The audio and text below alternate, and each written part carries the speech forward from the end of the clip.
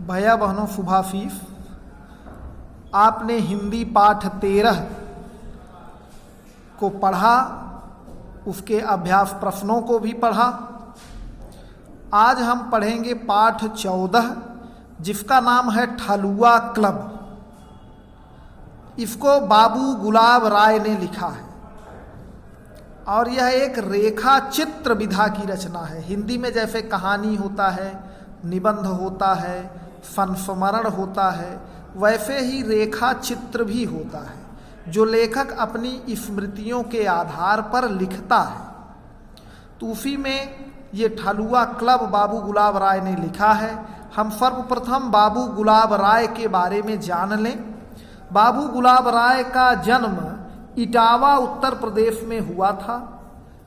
उनके पिता श्री भवानी प्रसाद धार्मिक प्रवृत्ति के व्यक्ति थे। गुलाब राय जी की प्रारंभिक शिक्षा मैनपुरी में हुई। उन्होंने आगरा कॉलेज से बीए की परीक्षा पास की, दर्शन शास्त्र से एमए किया और उसके बाद गुलाब राय जी छतरपुर चले गए और वहाँ महाराज के निजी सचिव हो गए। इसके बाद वे वहाँ दीवान और चीफ जज भी रहे। छतरपुर से आगरा आकर उन्होंने सेंट जॉन्स में हिंदी विभागाध्यक्ष के पद पर कार्य किया। गुलाब राय जी अपने जीवन के अंतिम काल तक साहित्य साधना में लीन रहे। उनकी साहित्यिक सेवाओं के फलस्वरूप आगरा विश्वविद्यालय ने उन्हें डीलिट की उपाधि से सम्मानित किया और 1963 में आगरा में उनका स्वर्गवास हो गया। इन्होंने अपने जीवन में बहुत सारी कृतियाँ और रचनाओं को लिखा।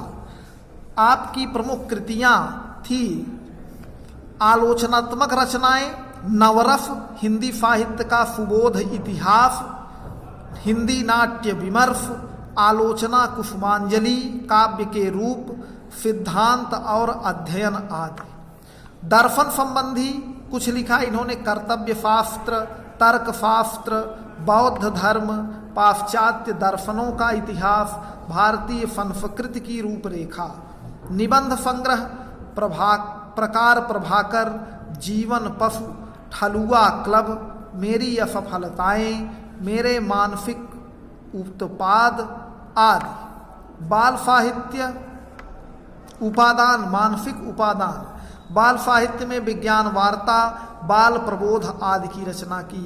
संपादन ग्रंथ में सत्य हरिश्चंद्र, भाषा भूषण, कादंबरी, कथासार आदि की रचना की।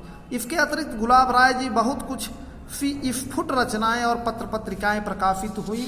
तो इस तरह से आप कह सकते हैं कि बाबू गुलाब राय हिंदी साहित्य के अमिट लेखक कहे जा सकते हैं, जिन्होंने अपनी रचनाओं के माध्यम से हिंदी साहित्य जगत को यशस्वी बनाया। इनका ये जो पाठ है ठलुआ क्लब, ये कहीं कहीं लिखा है कि ये निबंध है और कहीं लिखा है कि रेखा चित्र है। जो भी हो, इसमें एक व्यक्ति हैं जिनका नाम है प्रवीण। उन्हीं के बारे में, उनके शालीनता, उनके कर्तव्यबोध और उनके परिश्रम का दर्शन इसमें लेखक ने कराया है। लिखा है, प्रातः काल महाशय प्रवीण ने 20 दफ़ा उबाली हुई चाय का प्याला तैयार किया और बिना शक्कर और दूध के पी गए। यही उनका नाश्ता था। महीनों से मीठी दुधिया चाय ना मिली थी, अर्थात जिसमें दूध हो और मीठी भी हो, ऐसी चाय नहीं थी मिली। दूध और शक्कर उनके लिए जीवन के आवश्यक पदार्थों में ना थे। घर में गए जरूर कि पत्नी को जगाकर पैसे मांगे, पर उसे फटे मैले लिहाफ में निद्रामग्न देखकर, अर्थात सोई हुई थी और गहन निद्रा में सोई थी पत्नी, उनकी जगाने की इच्छा ना हुई। सोचा शायद मारे सर्दी के बेचारी को रात भर नींद ना आई होगी, इस वक्त जाकर आंख लगी है, कच्ची नींद जगा देना उचित ना था। चुपके से चले आए। चाय पीकर उन्होंने कलम दवात संभाली और किताब लिखने में तल्लीन हो गए, जो उनके विचार में इस शताब्दी की सबसे बड़ी रचना होगी। जिसका प्रकाशन उन्हें गुमनामी से निकालकर ख्याति और समृद्धि के स्वर्ग तक पहुंचा देगा। अर्थात उन्होंने ऐसी रचनाएं लिखना प्रारंभ किया था जिससे लगता था कि उससे जीवन में उनके समृद्धि आएगी। प्रवीण महाशय जो थे ये एक फैक्ट्री में मजदूर थे और ये अधिक परिश्रम करके इनको लगता था कि हमारा जीवन व्यर्थ हो गया है, हमको और अधिक धन कमाने की आवश्यकता है। आधे घंटे बाद पत्नी आंखें मलती हुई आकर बोली, क्या तुम चाय पी चुके? प्रवीण ने फाहस्य मुख से कहा, हाँ पी चुका, बहुत अच्छी बनी थी। उन्होंने पूछा, पर दूध और शक्कर कहाँ से लाए? दूध और शक्कर तो कई दिन से नहीं मिलता, मुझे आजकल सादा चाय पीना स्वादिष्ट लगती है। दूध और शक्कर मिलने से उसका स्वाद बिगड़ जाता है। डॉक्टरों की भी यही राय है कि चाय हमेशा सादा पानी पीनी चाहिए। यूरोप में तो दूध का बिल्कुल रिवाज नहीं है, यह तो हमारे यहाँ के मधुर प्रिय रईसों की इजाद है। अर्थात यह हमारे यहाँ रईस लोग इसका फैशन बना दिए हैं, यूरोप में ऐसा नहीं है, यह ये बताते हैं। उन्होंने तुम्हें फीकी चाय कैसे अच्छी लगी? मुझे जगा क्यों ना लिया? पैसे तो रखे थे। प्रवीण महाशय फिर लिखने लगे।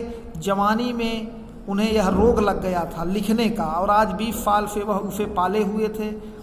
इस रोग में देह घुल गई, स्वास्थ्य घुल गए। 40 की अवस्था में बुढ़ापे ने आ घेरा, पर यह रोग असाध्य था। सूर्योदय से आधी रात तक साहित्य का उपासक अंतर्जात में डूबा हुआ समस्त संसार से मुंह मूड़े हृदय के पुष्प और नैवेद्य चढ़ाता रहता था। पर भारत में सरस्वती की उपासना लक्ष्मी की अभक्ति है। मन तो एक ही था, दोनों देवियों को एक साथ कैसे प्रसन्न करता, दोनों के वरदान का पात्र क्यों कर बनता।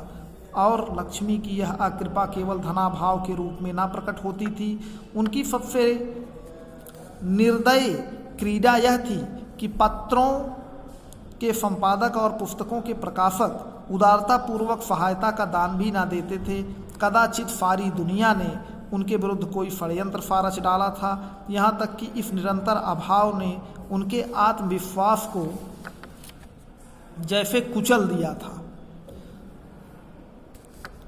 कदाचित अब उसे यह ज्ञात होने लगा था कि उनकी रचनाओं में कोई सार, कोई प्रतिभा नहीं है, और यह भावना अत्यंत विदारक थी। यहाँ तक भैया बहनों पढ़िए, इसके आगे कल पढ़ाएंगे। धन्यवाद।